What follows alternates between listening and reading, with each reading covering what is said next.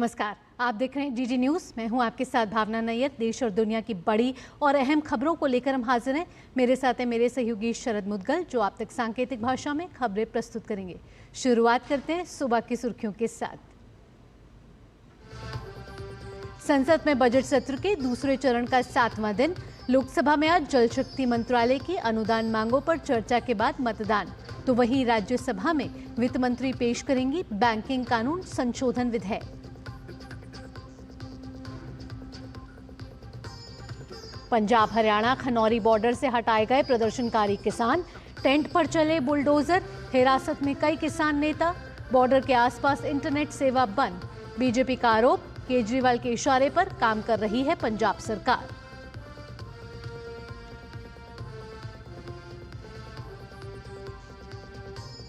पूर्व नियोजित थी नागपुर हिंसा। मुख्यमंत्री देवेंद्र फडणवीस ने कहा, पुलिस पर हमला करने वालों पर होगी सख्त कार्रवाई। सोशल मीडिया पर भड़काऊ पोस्ट करने वालों पर भी साइबर सेल का शिकंजा।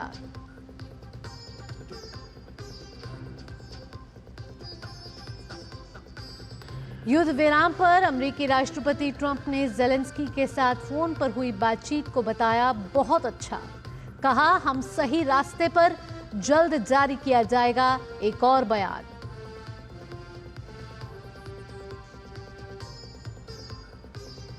और दिल्ली में आज से शुरू होगा खेलो इंडिया पैरा गेम्स का दूसरा संस्करण। तीरंदाजी, athletics, badminton, table tennis, power lifting और शूटिंग में होंगे दिलचस्प मुकाबले।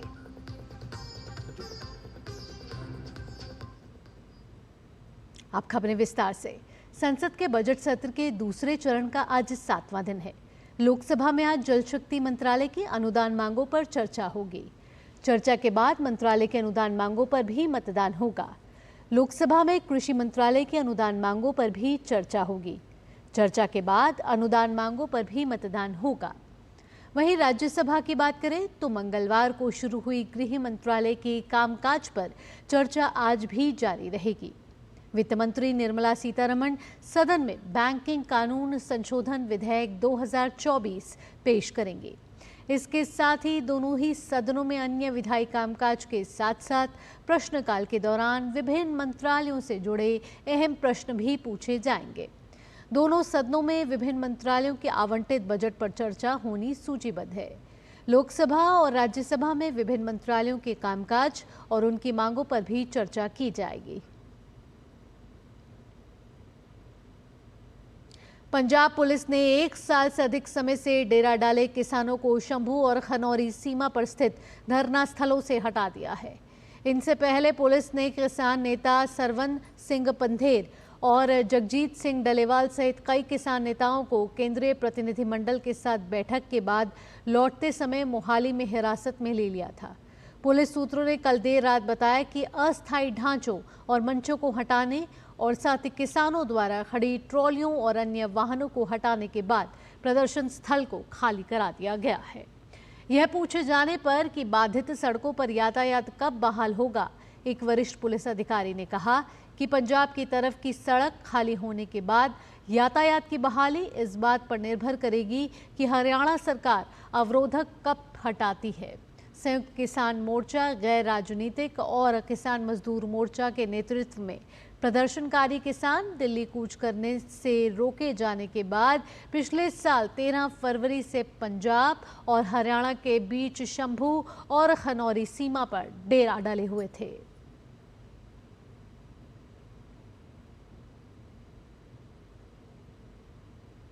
नागपुर शहर में हिंसा के बाद सरकार और पुलिस पूरी तरह से एक्शन में है। एहतियात के तौर पर शहर के संवेदनशील इलाकों में कर्फ्यू जारी है। नागपुर हिंसा पर महाराष्ट्र साइबर सेल ने सोशल मीडिया पर भड़काऊ पोस्ट करने वाले कुछ लोगों की पहचान की है और उन्हें नोटिस भी भेजा जा रहा है। वहीं महाराष्ट्र के मुख्यमंत्री देवेंद्र फडणवीस ने कह दिया है कि ये हिंसा पूर्व नियोजित थी। उन्होंने ये भी साफ किया कि अफवाहों से उलट नागपुर शहर में विरोध प्रदर्शन के दौरान कुरान की आयत वाली कोई चादर या कपड़ा नहीं जलाया गया। फडणवीस ने यह भी कहा कि नागपुर हिंसा के दौरान पुलिस पर हमला करने वालों को कब्र से भी खोदकर निकाला जाएगा और कानून के सामने पेश किया जाएगा।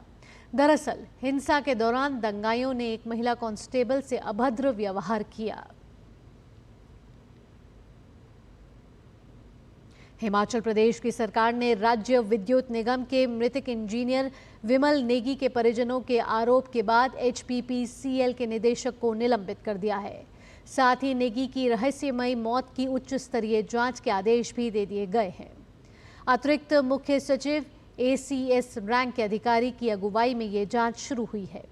विमल नेगी 10 मार्च से लापता थे और उनका शव 18 मार्च को बिलासपुर के सहतली पुलिस स्टेशन के पास गोविंद सागर झील से बरामद हुआ था। इस मामले में एक FIR भी दर्ज की गई है। FIR में IAS अधिकारी हरिकेश मीना को भी आरोपी बनाया गया है, जिन्हें पद से हटाया जा चुका है। वहीं पूर्व मुख्यमंत्री और नेता प्रतिपक्ष जयराम ठाकुर ने कहा है कि यह मामला बेहद संदिग्ध है। अगर परिवार CBI जांच की मांग करता है तो सरकार को उसके अनुसार काम करना चाहिए। ठाकुर ने यह भी कहा कि हिमाचल प्रदेश में बिगड़ती कानून व्यवस्था बेहद चिंताजनक है।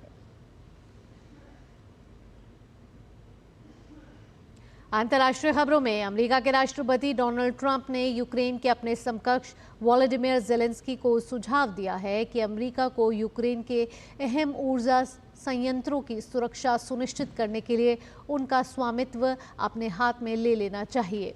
रूस यूक्रेन में युद्ध विरामों के प्रयासों के बीच कल ज़ेलेंस्की से करीब 1 घंटा वार्ता हुई। इसमें एक दिन पहले ही ट्रंप ने रूस के राष्ट्रपति व्लादिमीर पुतिन से चर्चा की थी।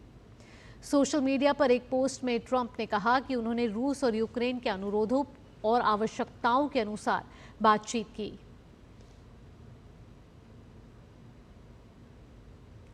तुर्की के अधिकारियों ने इस्तांबुल के मेयर इक्रेम इमामोगुलू को हिरासत में ले लिया है।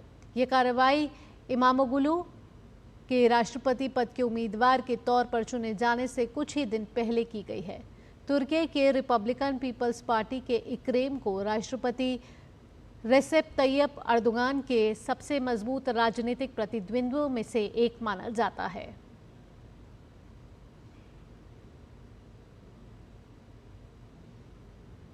खेल की खबरों में खेलो इंडिया पैरा गेम्स 2025 की राजधानी नई दिल्ली में आज से शुरुआत होगी, जो कि 27 मार्च तक जारी रहेंगे। इससे पहले कल खेल मंत्री ने लोगो, गीत और शुभंकर का दिल्ली में जवाहरलाल नेहरू स्टेडियम में लॉन्च किया। शुभंकर का नाम उज्ज्वला रखा गया है। खेल मंत्री ने कहा कि आज देश के पैरा एथलीट विश्व भर की प्रतियोगिताओं में शानदार प्रदर्शन कर रहे हैं। ऐसे में इस बार भी खेलो इंडिया पैरा गेम्स में शानदार मुकाबला देखने को मिलेगा और कई नए सितारे सामने आएंगे। ये मल्टी स्पोर्ट इवेंट का दूसरा संस्करण होगा, जो खेलो इंडिया पहल का एक हिस्सा है और इसका मकसद देश भर में जमीनी स्तर पर खेलों को बढ़ावा देना है।